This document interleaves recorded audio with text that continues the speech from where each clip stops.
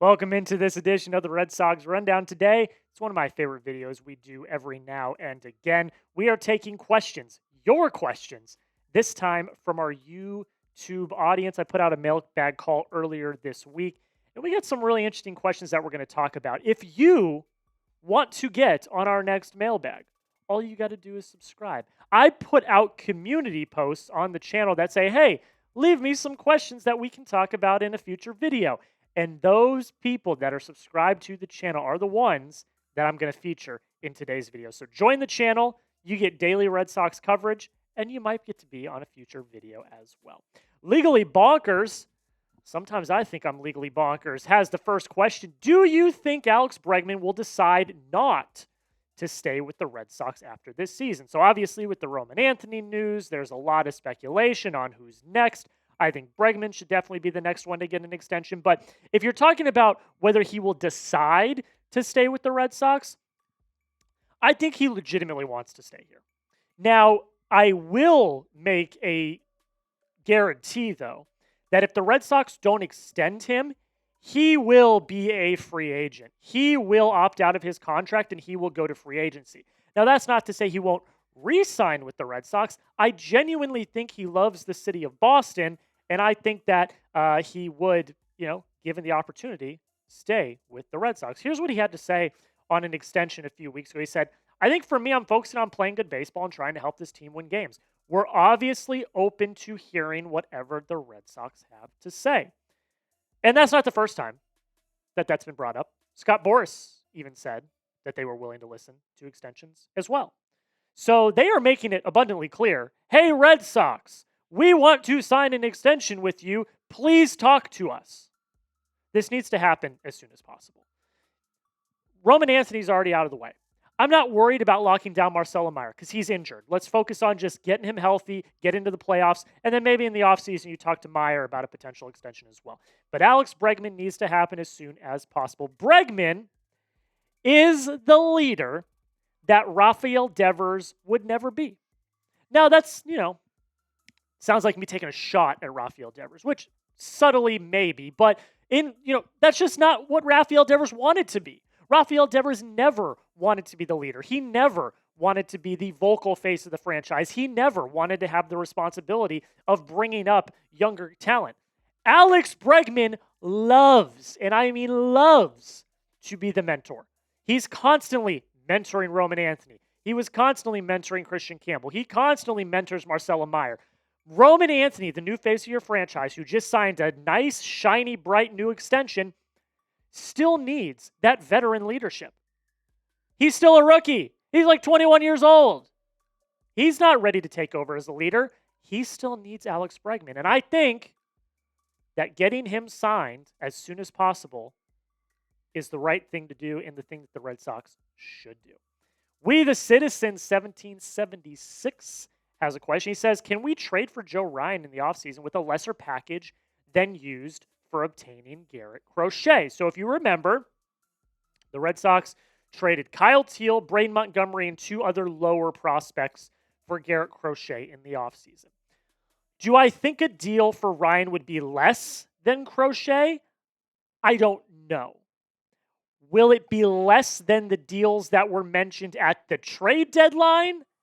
Absolutely. Now, I think we need to realize this deal was a lot closer to getting done than most of us think it was. Ken Rosenthal, who went on Fair Territory and absolutely destroyed the Red Sox and said they weren't even close, he retracted his statement. He said, all right, I might have been too harsh when I said on the Fair Territory show that the Red Sox pursuits of Joe Ryan were feeble at best and that they didn't come at the Twins hard. Pause. The Red Sox did not push for Ryan until the final hour, and though it was later reported they made various offers with multiple top 100 prospects, none of their proposals included a major league outfielder. And the bottom line is, the Sox did not sufficiently entice the Twins. Okay, I can understand that. They wanted an outfielder. The Red Sox were not willing to give up an outfielder. So on and so forth. What we know is that the Red Sox had Jhostynxon, Garcia, Payton, Tolle, Franklin Arias, Sandlin, Early, all of these guys were in some sort of shape and form, some proposal. it's not going to cost nearly that in the offseason. I'll talk about that in a second, but let's get some more from Jeff Passan, everyone's favorite. Boston came close. The Red Sox were willing to part with a number of high-end prospects to land right-hander Joe Ryan from Minnesota, but that wasn't expressed until the deadline was nearing, and the Twins were so deep in other talks to disassemble their roster, the prospect of moving Ryan had lost appeal.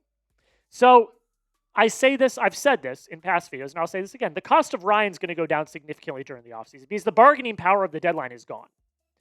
Teams are going to ask the world if you're trying to acquire controllable talent at the deadline, because after the deadline, you have no opportunity until the offseason. But in the offseason, everyone is a contender. Everyone is on a fair playing field. Everyone is willing to get creative. Garrett Crochet at the deadline 2 years ago, the White Sox were asking for Marcelo Mayer and Roman Anthony. Absolutely not. And then you get to the offseason, it is a much lesser deal.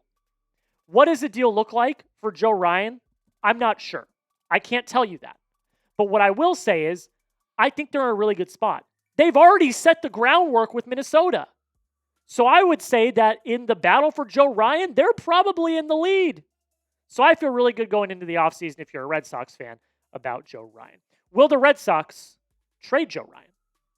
Trade for Joe Ryan, excuse me. Type Y for yes if you think they will. Type N for no if you think they will not. I'm going to say yes. I think they've laid the groundwork. I think they're in a great spot to land in because they already tried in the trade deadline.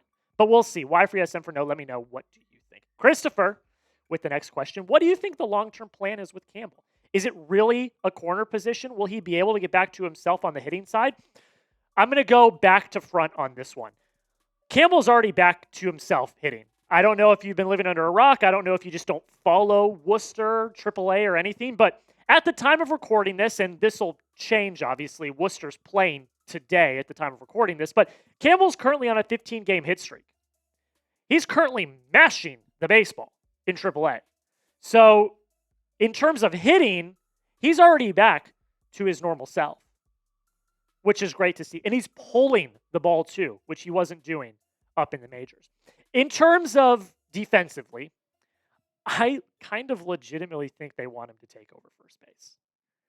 I think they are pushing that really, really hard. Now, when Casas gets, healthy, who knows? But there's no guarantee he's going to be ready for the beginning of the season. So second base, I think, is still a legit option too. He's getting run at both second and first. The great thing about Campbell is his defensive versatility. He can play in the outfield. He can play all over the infield. So I think they might have him as some super util guy, but I think that in a few years, this is what your infield could look like. And I say in a few years because I know everyone's going to say, Jack, what about Trevor Story? Trevor Story's deal's up in like 2 years. And then I think he's going to be gone. I think in a few years, this is what your infield, if everything works out, could look like. Marcelo Mayer's your shortstop. Alex Bregman's your third baseman if you sign him to an extension. I think Kristian Campbell's your second baseman if he continues to get better at second base. And then I'm still on the Casas train, guys. I'm sorry. You're going to hate me, but I'm still on the Casas train. So I think Casas is your first baseman. Or you go out and get Pete Alonso in free agency. You go out and get Josh Naylor. I don't know. But I think that they see him as their second baseman of the future. We'll see what happens. But he's already back to hitting. I think when September call-ups happen, he will be called up to the roster. That's just my opinion. Are you still supporting Kristian Campbell? A lot of people jumped off that train really fast. I'm still supporting him. If you are, like today's video, show him that you are still backing him. I want to see 100, 150 likes on this video. Show Kristian Campbell that you still support him. I still support him, and you should too, like today's video. Putting points up. Ooh. Do you think Garcia gets called up soon? He is killing it. We could use the extra depth, as well as a pitcher like Tolle. So September call-ups are coming soon. I believe, if I remember correctly, yes, you can expand your roster by 2 players. It's 26 players to 28 players. So the Red Sox will expand their roster by 2 players. I think you bring up 1 position player. I think you bring up 1 pitcher. This is my take on the entire thing. If Jhostynxon Garcia is good at first, which as we know, according to reports, he is starting to get run at first. He also got run at first during spring training. If he is good, I think he could absolutely get called up. I don't see why not. Give him a shot. I think first base is probably your biggest glaring hole offensively, opposed from Connor Wong at catcher. If Jhostynxon continues at the incredible pace he's at offensively, and he starts to play really well at first, I think he could be the player that gets called up. If not, I think it's going to be Kristian Campbell. In terms of pitchers, I think Payton, Tolle, Sandlin, and Early are all options in September. Cora and the front office, Breslow, have talked about Sandlin and Early in the bullpen. I think Payton Tolle could be a starter if Dustin May or Walker Buehler doesn't work out. I think all three of those players are in play. I think when September rolls around, it's going to be one of these three as your pitching opportunity. And then I think that it's going to be either Jhostynxon, Garcia, or Kristian Campbell. Maybe Vaughn Grissom, but I don't think so. So that's what I think, but we'll see what happens. Red Sox Prods, thank you so much for asking a question. Why do you think the Red Sox could even think about trading James Tibbs for Dustin May? The question we're all asking after Dustin May absolutely fell on his face in his debut 2 days ago. I think it's very simple. They missed out on Merrill Kelly. They got outbid by the Texas Rangers on Merrill Kelly, which when you look at the trade, it didn't really seem like the Rangers gave up much. So I don't really, what were you even offering for him? That's crazy to me. And they knew they weren't going to get Joe Ryan or Sandy Alcantara. So they panicked. They knew they needed to get a starter. They knew if they didn't, that the entire fan base would destroy them more than they already have. So they panicked. They went to the Dodgers, who they've traded with multiple times. They said, hey, what do you do? We'll give you this. And that's why James Tibbs is now crushing the ball in the Dodgers system, and Dustin May is falling on his face in his debut as a Red Sox. I still don't like that trade. I tweeted during the game the other night that I don't like that trade, but you grade the trade for me. A, B, C, D, or F. I expect to see a lot of Fs. I expect to see a lot of Ds. We'll see what happens, but you grade it for me A, B, C, D, or F. Gaming in packs 3, two of my favorite things, playing video games and opening packs of cards. If we make the playoffs, do you think Marcelo Mayer will be ready in time? Well, let's go directly to the source. Here's what Marcelo Mayer had to say a few days ago on his injury. He said, I want to play. I want to get back on the field as soon as possible. We have a great team, and all I want to do is play. So obviously we went with the injection route, talking about getting the cortisone shot. And hopefully I'm good enough to play. And if not, I know I gave it 100% trying to get back on the field. So clearly, with all the multiple opinions he got, there was an opportunity for him to get better. And so he took the route of getting the cortisone shot and hopefully, strengthening and getting ready to go.